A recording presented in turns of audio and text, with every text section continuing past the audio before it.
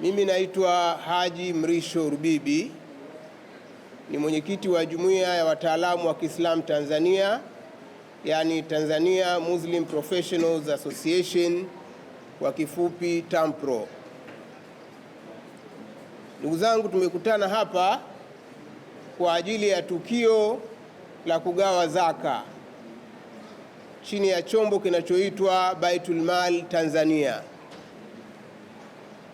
Baitul Mal Tanzania ilianzishwa mwaka 2002 na Jumuiya ya Wataalamu wa Kiislamu Tanzania, yani TAMPRO, na baadaye miaka 7 iliyofuata TAMPRO ikashirikiana na Umoja wa Wanazuoni wa Kiislamu Tanzania, yani Hayatul Ulama, na kwa sasa Baitul Mali Tanzania inaendeshwa kwa pamoja kwa bodi ambayo imeundwa na vyombo hivi viwili, kwa maana ya TAMPRO na Hayatul Ulama, na mwenyekiti wetu wa bodi ni Sheikh Dr. Ibrahim Gulam, na wajumbe ni wanazuoni na wataalamu mbalimbali wa Kiislamu, mashekhe ambao wanaheshimika na wataalamu ambao wanakubalika katika jamii.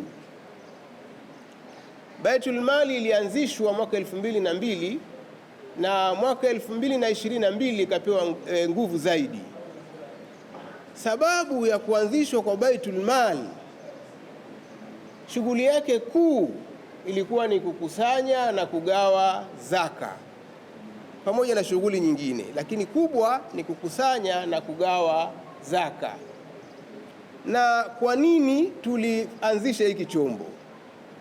Sababu kubwa ni kutafsiri mafunzo ya Uislamu kutoka katika nadharia, kutoka katika vitabu kwenda katika utekelezaji. Waislamu wanafahamu, kwa mfano, wakati wa utawala wa miongoni mwa watawala waadilifu sana katika historia ya Uislamu, Umar ibn Abdul Aziz, alifikia mahala ikawa zaka Waislamu wanakusanya, halafu unamtafuta umpe nani, kwa sababu tayari Waislamu walikuwa wamejenga nguvu za kiuchumi kiasi kwamba Madina hapatikani wa kupewa zaka, unaanza kumtafuta kwenye viunga vingine.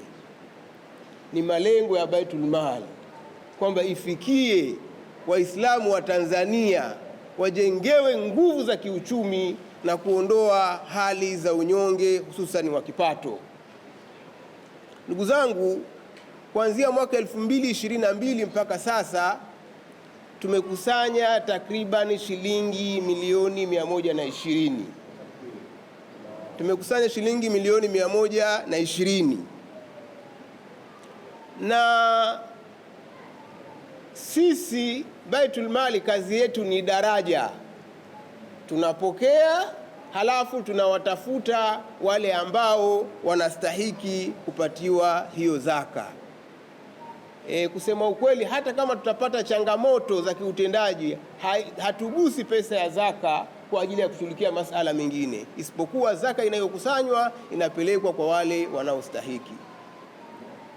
Ndugu zangu, kama alivyoeleza hapa mshereheshaji, tunagawa mara 2 kwa mwaka, na hatukai na pesa. Watu wakitoa pesa yao, wakitoa zaka au wakatoa nafaka au wakatoa wanyama, hatukai nazo. Tunahakikisha kwamba zinawafikia walengwa haraka iwezekanavyo. Ndugu zangu, leo tumekutana hapa, lengo letu ni kugawa zaka kwa wastahiki wapatao 100 na kidogo, na kiwango ambacho tunakwenda kukigawa ni shilingi milioni 50. Ni shilingi milioni 50. Kama tulivyosema, sisi kazi yetu ni daraja. Tumepokea na tunawatafuta wale wanaostahiki kupatiwa. Baitul Mali Tanzania haina watu wa kuwapa. Hili jambo ni muhimu sana watu wengi wakafahamu. Unaweza ukakusanya zaka ukaipelekea taasisi ikashughulika na wanachama wake. Ukiipa Baitul Mali ikikusanya zaka inatafuta iwape kina nani. Kwa hiyo leo tunagawa zaka kwa watu wapatao zaidi ya 100 kwa kiwango cha shilingi milioni 50. Tunawapa kina nani? Tunawapa wajasiriamali wadogo wadogo, hususan wajane. Ndio maana mtaona kina mama leo ni wengi zaidi kuliko kina baba. Ni kwa nini tunawapa hawa? Ni kwa sababu ukimwezesha mjane, wajane walio wengi kwa mfano wanakuwa na nani? Na mayatima. Kwa hiyo ukimwezesha mjane ambaye ana watoto, pia umewawezesha na nani? Na mayatima. Kwa hiyo tutawawezesha kina mama wajane, lakini pia sio kina mama peke yao, na hata kina baba, kwa sababu zaka inakwenda katika makundi yote. Hawa ndio watapata sehemu kubwa sana ya hili fungu. Na lengo ni nini? Ni kwamba hawa tukiwawezesha kwa uwezo wa Mwenyezi Mungu Subhanahu wa Ta'ala, na wenyewe ndani ya muda mchache waje walipe zaka, wawanufaishe wengine. Hilo ni kundi la kwanza. Kundi la pili, tunawawezesha vijana katika taasisi za elimu wanaosoma. Kuna changamoto nyingi kwenye mashule, vyuo, kama ilivyoelezwa hapa, nao pia leo hii watawezeshwa. Lengo ni nini? Lengo ni kwamba hawa wanasoma kwa niaba yao, familia zao, lakini na pia kwa niaba ya jamii na umma kwa ujumla. Kwa hiyo wao nao watakapofikia wakati wa kuja kuzalisha, wakumbuke kurejesha katika jamii. Kundi jingine ambalo tunawapatia leo ni wenye madeni. Tunafahamu kwamba katika yale mafungu manane, makundi manane yanayotakiwa kupewa zaka, mojawapo ni nini?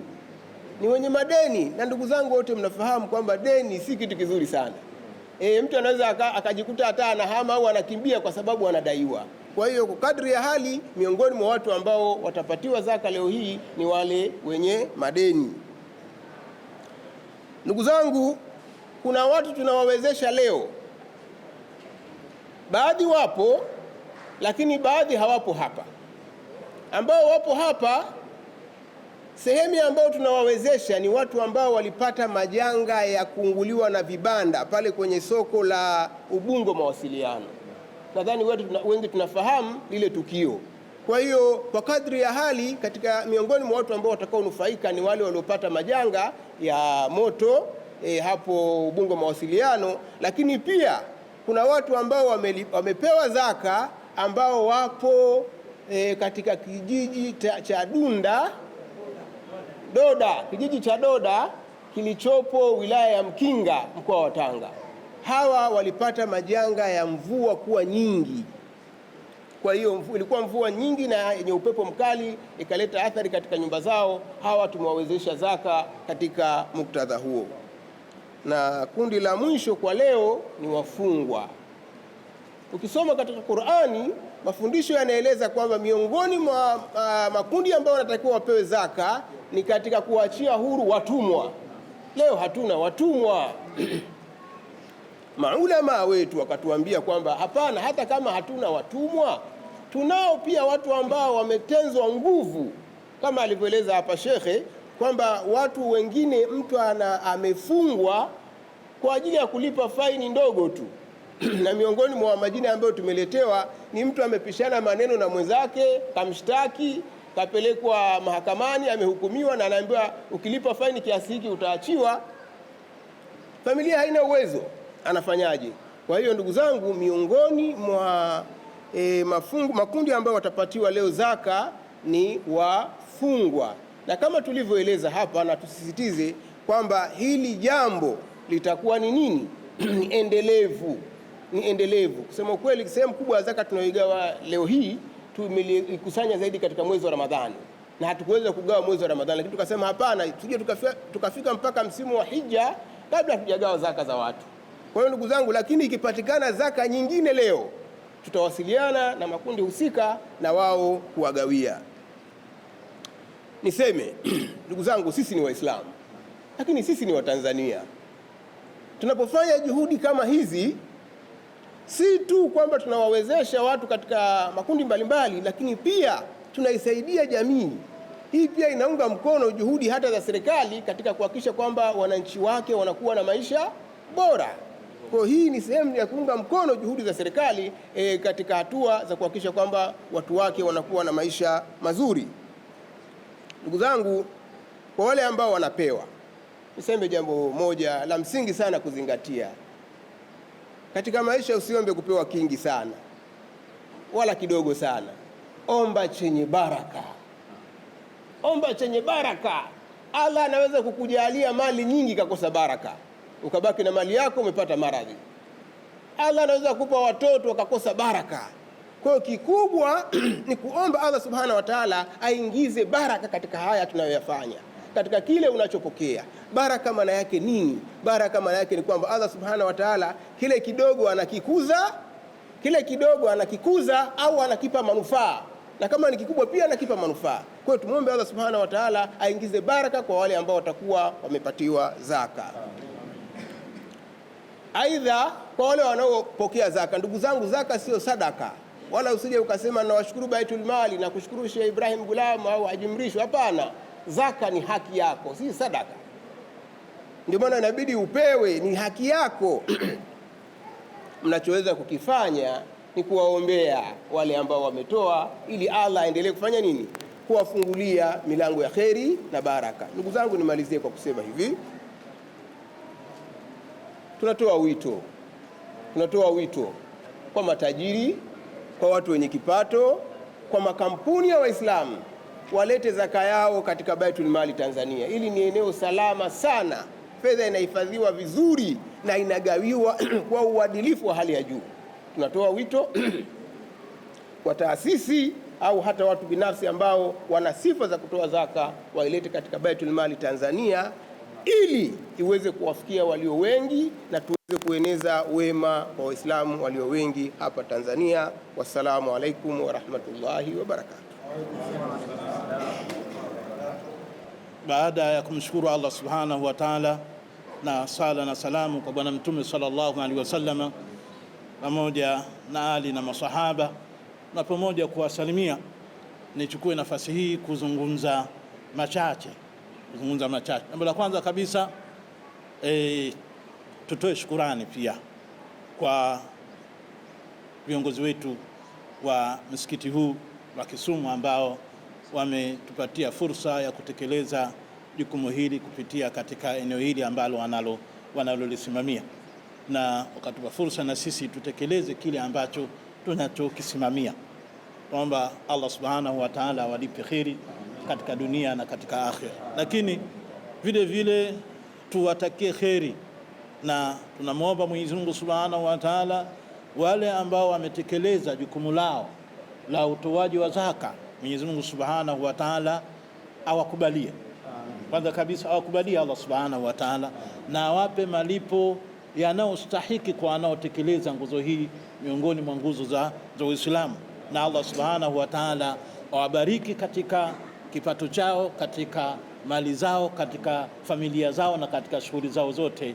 Amin. Na Mwenyezi Mungu subhanahu wa ta'ala atubariki wote. Amin. Ndugu zangu, jambo la kwanza kabisa tuelewe kwamba Uislamu, kitu ambacho siku zote huwa tunakisisitiza kwamba al-Islamu nidhamu shamil yatanawal madhahir al-hayat jamia. Uislamu ni mfumo mzima wa maisha, unagusa katika kila nyanjo, kila eneo la maisha ya mwanadamu, bali si mwanadamu tu. Uislamu unaangalia hata viumbe wengine, bali Uislamu unaangalia mazingira.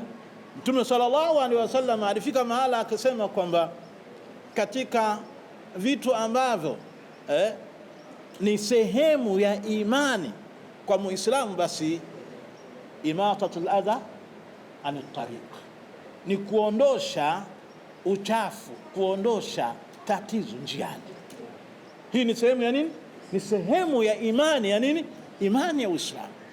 Na katika Uislamu kuna baadhi ya nguzo ambazo unaona zaidi muonekano wa kumjenga huyu mtekelezaji wa nguzo ile kati yake na Mola wake, ijapo inakuwa na athari nyingine kijamii, lakini eneo kubwa linaloonekana ni eneo la mahusiano ya mja na Mola wake, kama vile ilivyo nguzo nini, kama ilivyo nguzo ya sala, wengine nguzo ya nini, ya saumu. Zaidi utakuta kwamba inagusa zaidi mahusiano ya mja na nani, na Mola wake. Lakini kuna nguzo, kwa sababu huyu mwanadamu hapa anaishi katika ulimwengu, haishi kama peke yake.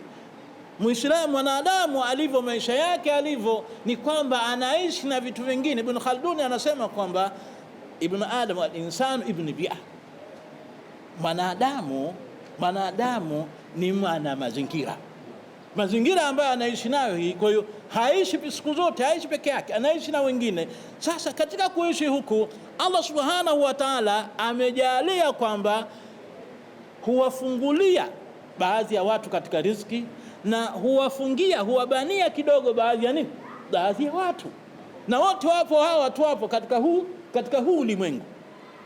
Sasa wanapoishi, Allah subhanahu wa ta'ala akaweka utaratibu. Kuna utaratibu ule ambao ni wa kuhamasishwa, sunna, sadaka na mfano wake, lakini kuna utaratibu ambao ni wa wajibu, lazima. Muislamu ni lazima ambaye anamiliki mali inayofikia kiwango kinachotakikana kutolewa zaka, ni wajibu kwake yeye kutoa nini? Kutoa zaka.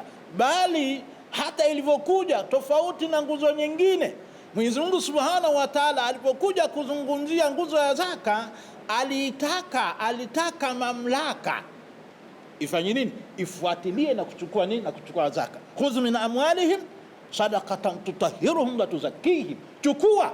Si swala la kufanya nini leo hii sisi, kwa sababu hatuna mamlaka na nguvu ya kwenda kuchukua.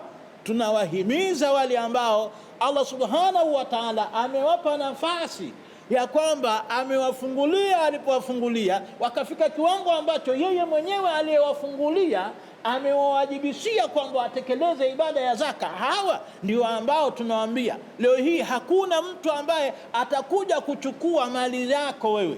Wakati wa Sayyidina Abu Bakar Siddiq radhiallahu anhu, watu walipozuia zaka, aliandaa jeshi kupambana na watu waliofanya nini? Na watu waliozuia zaka. Leo hii hatuna jeshi la kwa mtu ambaye anafanya nini? Anazuia zaka. Lakini tunamwambia tu yule ambaye anazuia zaka kwamba unachozuia si haki yako, ingawa Allah Subhanahu wa Ta'ala ameipitisha katika mikono yako, lakini si haki yako. Kwa hiyo unatakikana hichi kitowe, na unapokitoa kifike katika eneo ambalo linalostahiki, si tu apewe tu kwamba kila mtu. Zaka si sadaka. Sadaka anasaidiwa mtu yoyote yule, lakini zaka kuna watu maalumu kwa vigezo maalumu, na suala la kuainisha watu Mwenyezi Mungu Subhanahu wa Ta'ala hakuliachia watu, amelitawalia yeye mwenyewe. Akasema Allah Subhanahu wa Ta'ala, innamas sadaqatu lilfuqara'i wal masakin, mpaka mwisho nini? Mpaka mwisho haya makundi manane akaainishwa. Kwa hiyo hakuna mtu ambaye atakuja na ufundi wa kuonesha kwamba ana ufundi wa kutambua makundi haya kuliko nani?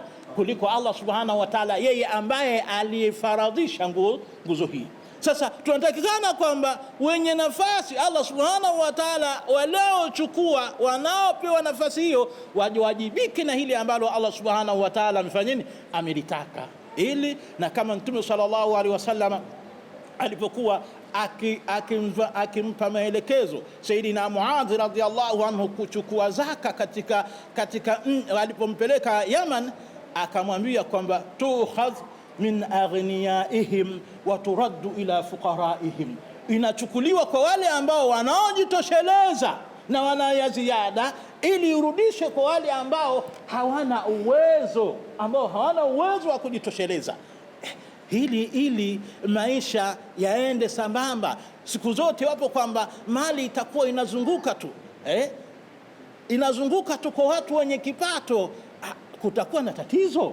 Ni tatizo. Lazima mali hii izunguke kwa watu wenye kipato na watu ambao ni kipato chao ni cha chini, ili maisha yaende. Na kwa kweli mtu ambaye anayetekeleza ibada ya zaka, kwanza anapata fadhila za kutekeleza nguzo. Ambaye hatekelezi ibada hii, maana yake hatekelezi nguzo. Na angalia, unapokuwa wewe umekosa nguzo katika nguzo za Uislamu, maana yake Uislamu wako wenyewe unafanya nini? Unatetereka. Wakati wote unaweza ukafanya nini? Unaweza ukabomoka kwa sababu ya kutokutekeleza ibada nini? Kutekeleza nguzo hii. Lakini si hivyo tu, pamoja na manufaa haya, zaka mali unapoitolea zaka inakusaidia wewe, si tu kumsaidia yule maskini, inakusaidia wewe. Na ndio maana Allah Subhanahu wa Ta'ala akasema kwamba tutahhiruhum wa tuzakkihim, unawatakasa na kuwasafisha.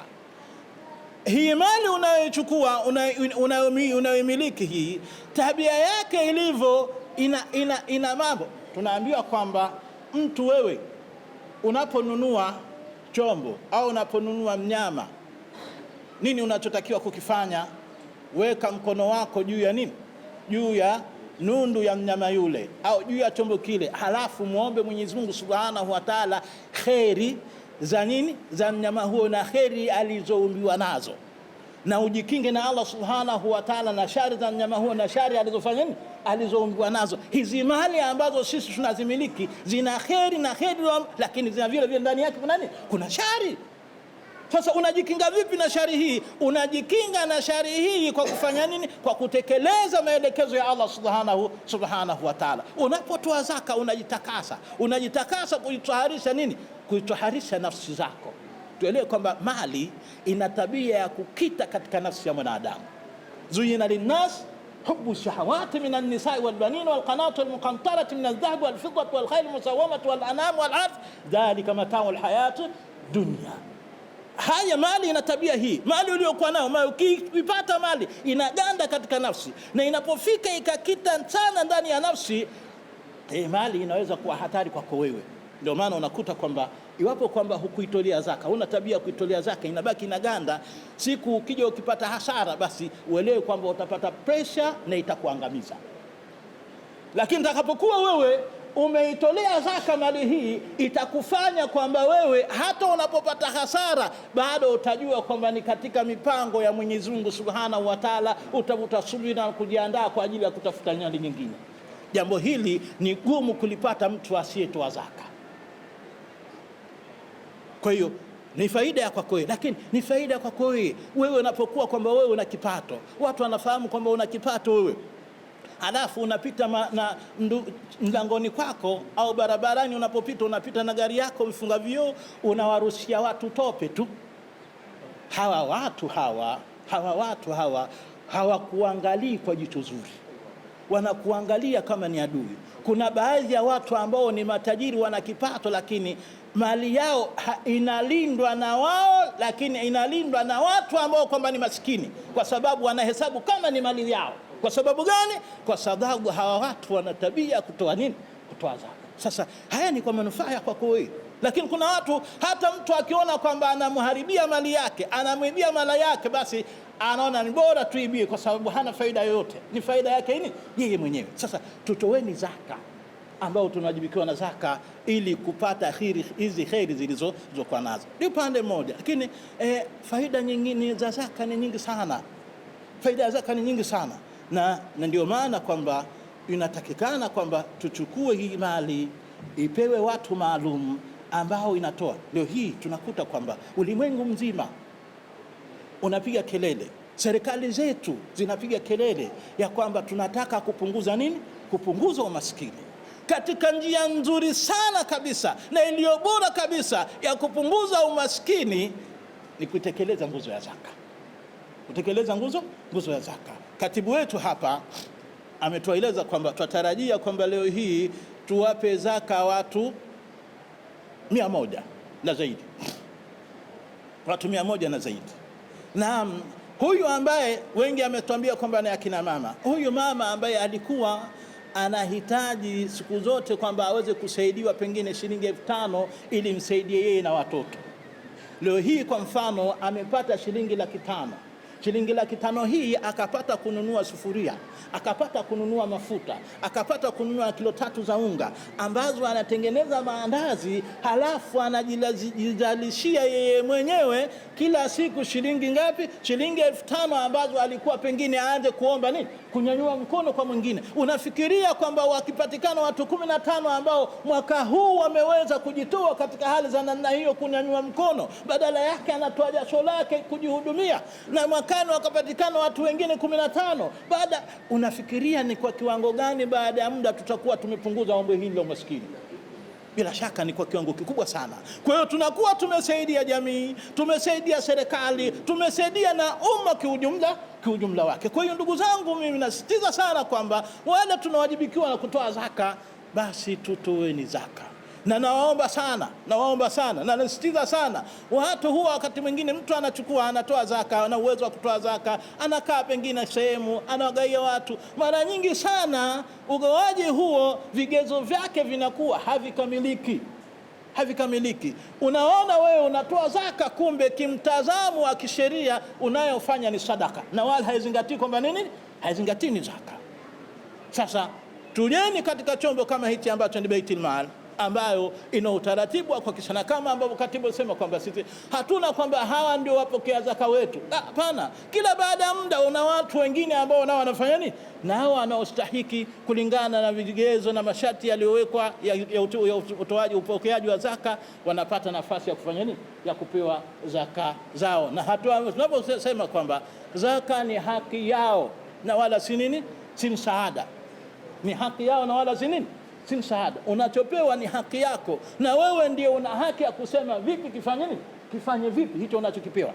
Ni wewe mwenyewe ndio mwenye maamuzi. Sisi tunachoangalia ni kwamba uhitaji wako unakupa nafasi gani kwenye uhitaji wako. Je, unaingia katika fakiri, katika maskini, katika mdaiwa na kadhalika. Hichi ndicho ambacho tunakizingatia kwa kuweka katika kundi hili na kuona kwamba yupi atangulie na yupi afuatie baada ya hapo. Kwa hiyo ndugu zangu, kwa ujumla nilikuwa nasisitiza sana hili swala la utekelezaji ibada ya zaka, lakini vile vile tuendelee kuwashukuru wale ambao wamekuwa wakishirikiana nasi, na tunawaambia kwamba zaka Baitul Mali haipokei tu katika Dar es Salaam, inapokea katika nchi nzima, inapokea katika nchi nzima.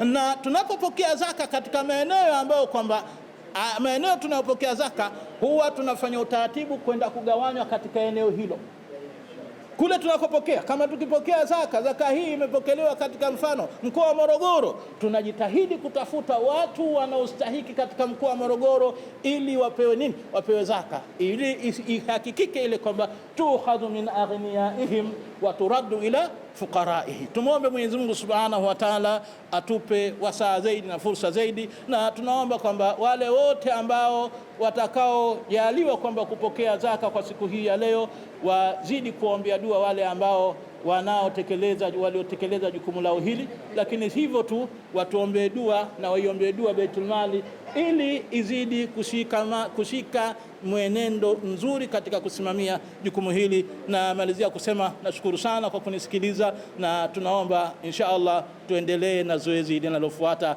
Wassalamu alaikum wa rahmatullahi wa barakatuh.